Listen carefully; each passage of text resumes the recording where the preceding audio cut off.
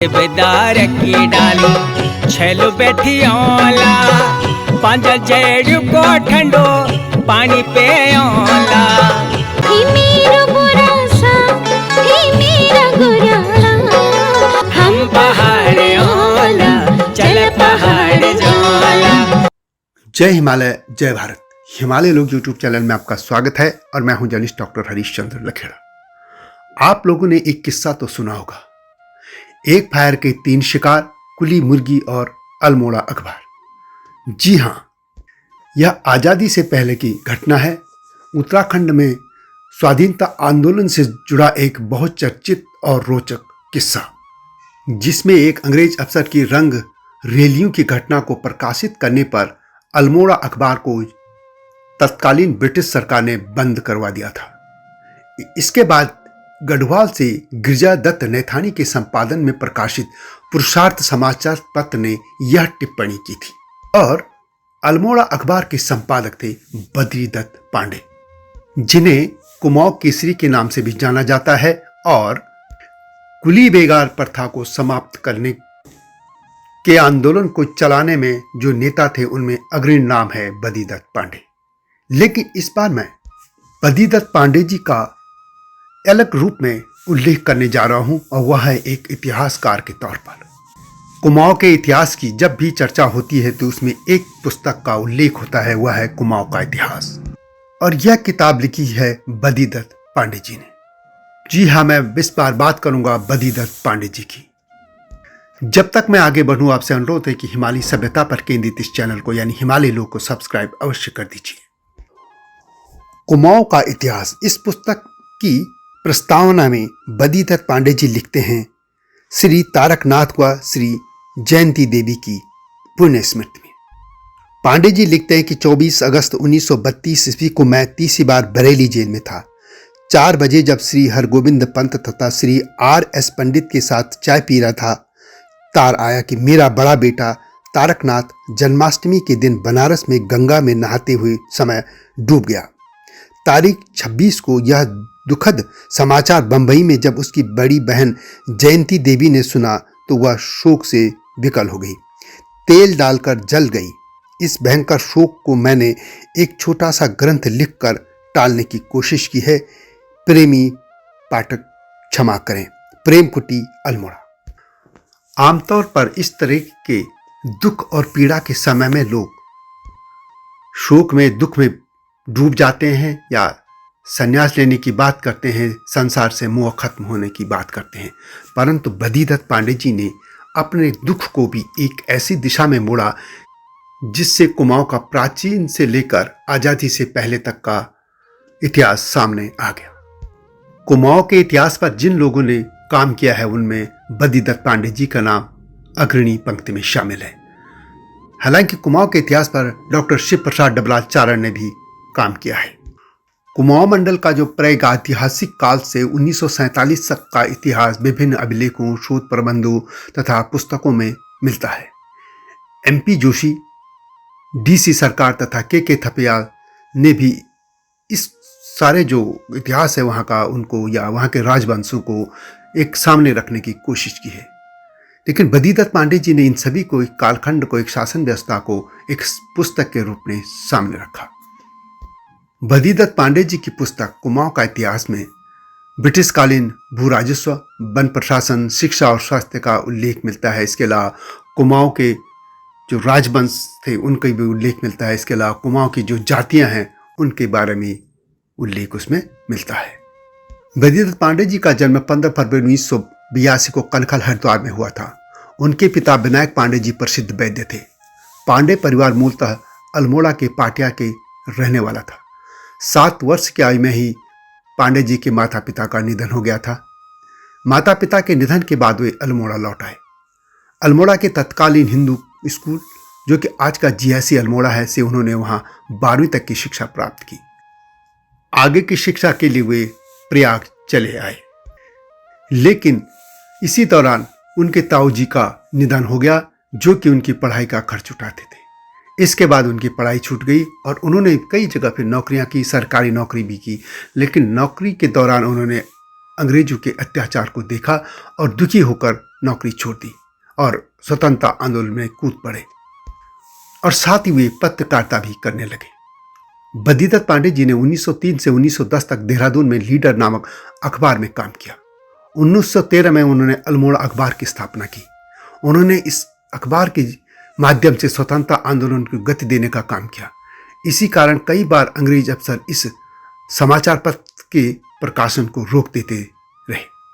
अल्मोड़ा अखबार को ही उन्होंने शक्ति अखबार का रूप दिया था और शक्ति साप्ताहिक समाचार पत्र आज भी प्रकाशित हो रहा है। कुली बेगार जैसी कुप्रथा को समाप्त करने में भी बद्रीदत्त पांडे जी का योगदान हमेशा याद किया जाता है। बागेश्वर के उत्तरायणी मेला में सरयू तट पर कुली बेगार के खिलाफ आंदोलन का ही उन्होंने सूत्रपात किया था और 14 जनवरी 1921 में तत्कालीन ब्रिटिश सरकार के खिलाफ बिगुल बजा दिया गया था। ग्राम प्रधानों ने कुली बेगार से संबंधित रजिस्टरों को सरयू में बहा दिया था और अंततः 1922 में यह प्रथा पूरे उत्तराखंड से समाप्त हो गई थी।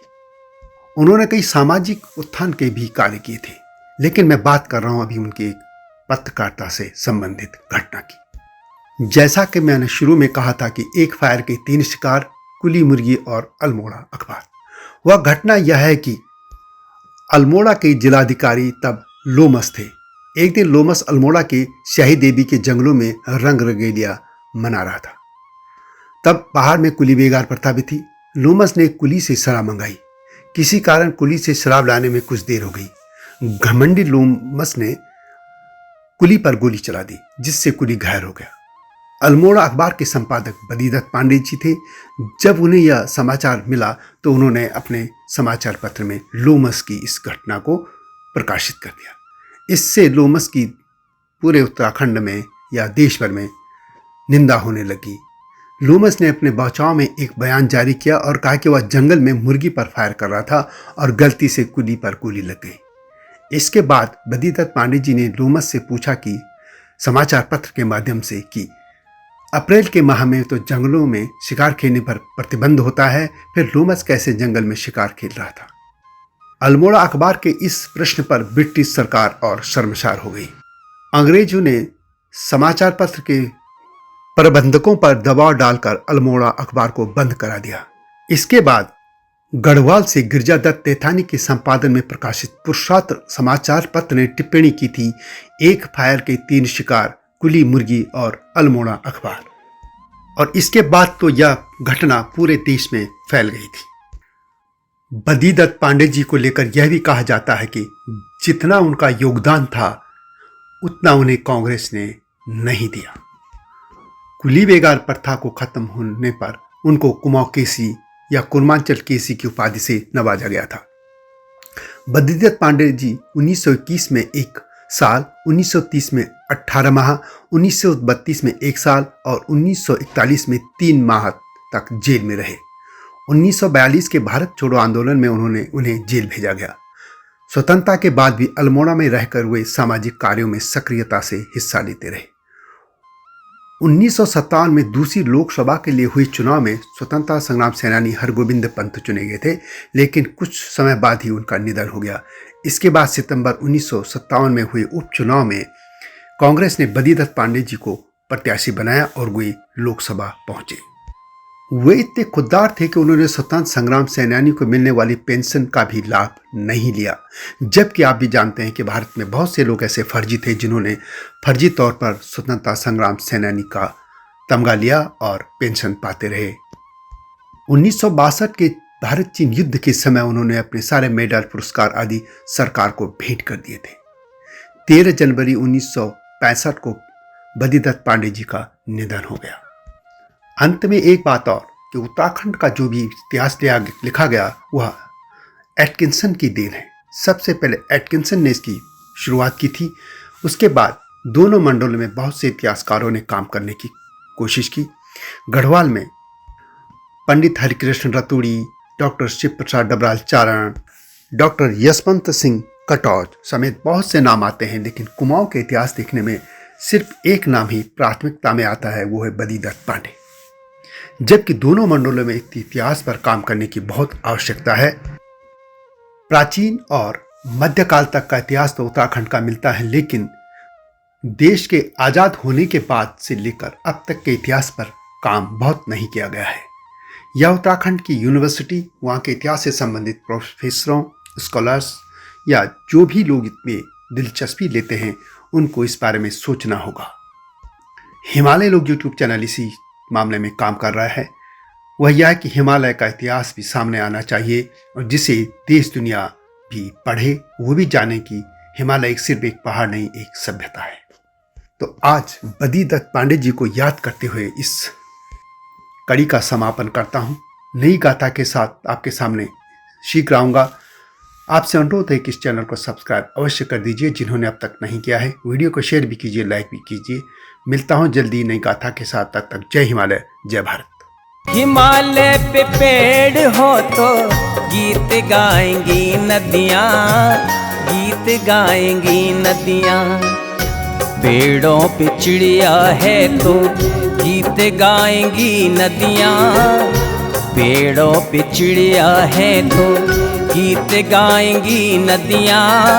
माँ की लोरी जैसे होते हैं नदियों के गीत।